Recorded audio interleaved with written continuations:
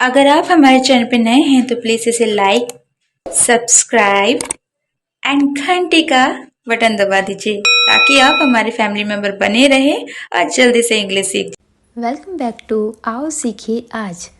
आओ सीखिए आज के चैनल में आप सभी का स्वागत है। ये हमारा फ़ोन नंबर है। अगर आप हमारी कोचिंग ज्वाइन करना चाहते हो तो इस नंबर पे कॉल कर सकते हैं। चलिए क्लास शुरू करते हैं। आज हम सीखने वाले हैं बड़ी से बड़ी वर्ड मीनिंग को कैसे पढ़ें। अभी जितनी भी वर्ड मीनिंग मैं आपको इस वीडियो में दिखाऊंगी, आप हर वर्ड मीनिंग को पढ़ने से पहले आपको डर लगता होगा या पढ़ने में लगता होगा कि मैं नहीं पढ़ पाऊँगा या नहीं पढ़ पाऊँगी। लेकिन आज मैं आपको सही तरीका बताऊंगी और आपको रूल्स भी सिखाऊंगी। जैसे सबसे पहला वर्ड है एब्सोल्यूट, यानी कि पूर्ण। अब इसको सबसे पहले तो इसको पढ़ने में दिक्कत होती है। जैसे कि ए बी को तो ऐप ही पढ़ेंगे, लेकिन एस ओ को स क्यों पढ़ा है, मतलब ओ को तो ओ पढ़ना चाहिए, सलोट पढ़ना चाहिए था और इसको अलग ही पढ़ रहे हैं। तो कुछ वर्ड मीनिंग में ओ साइलेंट रहता है। जैसे कि एक आप एब्सोल्यूट ही लगा सकते हैं जिसमें ओ को नहीं पढ़ा जाता है। ये एक ही वर्ड मीनिंग है। और भी कुछ है जैसे कम, सम, डन, इनको मैं आगे बताऊंगी। तो एब्सोल्यूट बहुत सिंपल है। यू टी ई को लूट पढ़ रहे हैं क्योंकि ऊ को कुछ जगह यू को कुछ जगह ऊ पढ़ा जाता है। उसके बाद सेकंड वर्ड मीनिंग देख लेते हैं, इसको कैसे पढ़ेंगे। जैसे कि है एगोरफोबिया, जिसे आप एगोरफोबिया भी बोल सकते हैं और एगोरफोबिया भी बोल सकते हैं। इसमें ए साइलेंट है और फोबिया में आप जैसे आप देख रहे हैं लास्ट में ए को आ पढ़ा गया है। तो अगर लास्ट में ए आएगा तो ए को आ ही पढ़ेंगे। और इसका मतलब होता है भीड़। मतलब भीड़ का मतलब है जैसे भीड़ से डर लगना। अगर जैसे होता है ना बहुत ज़्यादा भीड़ होती है और हमें डर लगता है तो उसको बोलते हैं एगोरफोबिया। मतलब फोबिया एक तरीके से आप कह सकते हैं किसी चीज़ का फोबिया ही होता है। मतलब कोई आदत या कोई डर भी बोल सकते हैं। तो इसको पढ़ने के लिए एक ट्रिक बताऊंगी कि कोई भी वर्ड मीनिंग हो उसको टुकड़ों में पढ़िए। मतलब जैसे एगो आप जानते हैं तो एगो को पहले पढ़ लीजिए, फिर उसके बाद फोबिया को अलग पढ़ सकते हैं। तो इन दोनों को अगर जोड़ देंगे तो वो आपके लिए सिंपल हो जाएगा। ठीक है।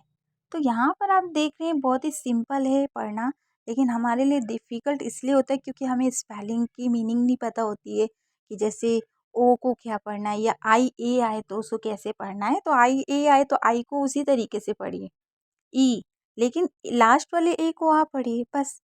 तो ये समझ में आया, चलिए आगे जान लेते हैं। अब जैसे इसको क्या पढ़ेंगे, जैसे आपके सामने मान लीजिए ये आ गया तो इसको कैसे पढ़ेंगे। पहली बात तो इसे अलगा भी पढ़ सकते हैं और एलगा भी पढ़ सकते हैं। यानी आप इसे दोनों तरीके से पढ़ सकते हैं। ए को ए भी पढ़ सकते हैं, आ भी पढ़ सकते हैं। एल को लाई पढ़ेंगे और जी को गा, और लास्ट वाले ए को आ का डंडा पढ़ते हैं। एल्गा का मतलब होता है जैसे कई समुद्र, यानी कि बहुत सारे समुद्र कह सकते हैं या एक सैलाब भी कह सकते हैं। तो इसको दोनों तरीके से आप बोल सकते हैं और पढ़ना बहुत ईजी है। बस हमारे मन में होता है कि हम नहीं पढ़ पाएंगे, लेकिन रूल्स एक ही हैं सबके लिए। तो आप रूल्स के हिसाब से पढ़ सकते हैं। चलिए आप आगे ध्यान लेते हैं। बात है एलील। इसे आप एलील भी बोल सकते हैं और अलील भी बोल सकते हैं। अब रीज़न क्या है कि हम आ पढ़े या ए पढ़े। देखिए, शुरू में जो ए होता है उसको दो तरीके से पढ़ा जाता है, एक अमेरिकन और एक ब्रिटिश तरीके से। अगर आप अमेरिकन तरीके से पढ़ते हैं तो ए पढ़ सकते हैं और ब्रिटिश तरीके से पढ़ते हैं तो आप पढ़ सकते हैं। लेकिन आपकी मर्जी है, आपको जैसे सही लग रहा है आप वैसा पढ़िए। तो आप अलीन पढ़ना चाहते हैं अलीन पढ़िए, एलिन पढ़ना चाहते हैं तो एलिन।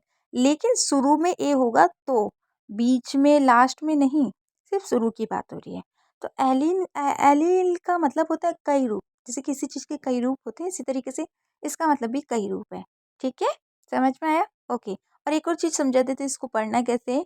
डबल एल हो या सिंगल एल हो, दोनों को एक ही तरीके से पढ़ना है। ई को ई इसलिए पढ़ा गया है क्योंकि लास्ट में भी ई है, तो दो ई अगर होंगे आगे पीछे तो आपको पहले ई को ई पढ़ना है और लास्ट वाले को नहीं पढ़ना है। आप चलिए आगे जान लेते हैं। ये जो वर्ड मीनिंग है, मैं चाहती हूँ पहले आप पढ़ के खुद से प्रैक्टिस करें। अगर आप इसे सही पढ़ सकते हैं तो वेरी गुड, और नहीं पढ़ सकते हैं तो आपको सिर्फ इतना करना है कि जितने भी रूल्स हम सिखाएं उनको अच्छे से याद करना है। रूल्स के लिए आप हमारे चैनल को सब्सक्राइब कर सकते हैं, जिससे रेगुलर आपको 9 बजे क्लासेस मिल सके और आप सारे रूल्स सीख सकें। आपसे आपको काफ़ी वर्ड मीनिंग की क्लास में लाने वाली हूँ, साथ के साथ रूल्स की भी। और अगर आप चाहते हैं क्लास लेना तो आप कोचिंग भी ले सकते हो, वो आपकी चॉइस है। चलिए अब इसको जान लेते हैं, एक एक करके पढ़ लेते हैं ताकि आपको भी हेल्प हो सके और आप सही जान सके आपने सही पढ़ाई या नहीं। तो चलिए पढ़ते हैं। ये वाली वर्ड मीनिंग मैंने अभी पढ़ाई थी, आपको याद होगा। तो ये तो हम पढ़ चुके हैं। मैं देखना चाहती थी आपको याद है या नहीं। चलिए अब आगे जान लेते हैं। जैसे कि आप देख रहे हैं एनाफिलेक्सिस। अब देखिए सबसे पहले तो इसको एना इसलिए पढ़ा क्योंकि ए एन को एन पढ़ेंगे, ठीक है। और ए के बाद अगर दो कॉन्सोनेंट होते तो कई जगह ए को आकर डंडा पढ़ा जाता है, लेकिन जैसे मैंने बताया बीच में वाई को ज़्यादातर ई पढ़ा जाता है, तो इसलिए इसे फिले पढ़ा गया। और एल ए को ले पढ़ेंगे, लेकिन एक्स को कश पढ़ते हैं, तो इसलिए क और शा लिखा गया है। आई भी है तो क शीस। एनाफिलैक्सिस इसका मतलब होता है जानलेवा एलर्जी, यानी कि ये एक एलर्जी का नाम है जो बहुत ही खतरनाक एलर्जी होती है, जिसमें मतलब किसी की जान भी जा सकती है। तो ये कुछ वर्ड मीनिंग साइंस से रिलेटेड है, लेकिन कभी पढ़ना पड़ सकता है, तो आप पता होना चाहिए। चलिए आगे जान लेते हैं। इसको जान लेते हैं। इसको पढ़ा जाता है एंजियोजेनेसिस, ठीक है। लेकिन इसको पढ़ना कैसे है ये समझ में नहीं आता। अगर यहाँ पर हिंदी नहीं होती और मैं आपको बोलती पढ़ के सुनाओ, तो मैं 100% कह सकती हूँ कि कई स्टूडेंट्स से पढ़ ही नहीं पाते। लेकिन कोई बात नहीं, आपको बस तरीका सीखना है। जैसे एनजीओ, अब एनजीओ कैसे पढ़ा? ए एन को एन पढ़ा, जी आई को जी पढ़ा, एन जी। अब ओ को आप ओ ही पढ़िए, यो मत पढ़िए। यो एक साउंड हमारे मुंह से निकलता है, लेकिन पढ़ने में ओ ही पढ़िए, एनजीओ। उसके बाद देखिए ई के बाद एक लेटर छोड़ के ई है, तो उसे क्या पढ़ेंगे? जीन। अब यहाँ पर ई को हमने क्यों पढ़ा? हमें तो नहीं पढ़ना चाहिए था, क्योंकि देखिए वैसे ई लास्ट में है, लेकिन वो बीच में आ रहा है, उसको लास्ट नहीं बोल सकते क्योंकि उसके बाद सिस भी आ रहा है।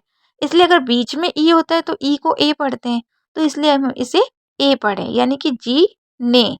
और सिस तो सिंपल है, ऐसा ही है, इसको सिस ही पढ़ेंगे। तो एंजियोजेनेसिस अगर रूल्स के अकॉर्डिंग पढ़ते हैं तो बहुत ईजी है, लेकिन अगर आप सोचते हैं अरे इतना बड़ा वर्ड मीनिंग कैसे पढ़े, तो नहीं पढ़ पाएंगे। तो सोचिए मत, सिर्फ ये सोचिए छोटी छोटी वर्ड मीनिंग है, अलग अलग करके पढ़ दीजिए। ये एक बीमारी होती है, मतलब एक बीमारी का नाम है एंजियोजेनेसिस। और इसके बारे में देखिए अभी मैं इतना नहीं जानती हूँ, मैंने बस ये सुना है कि एक बीमारी का नाम है।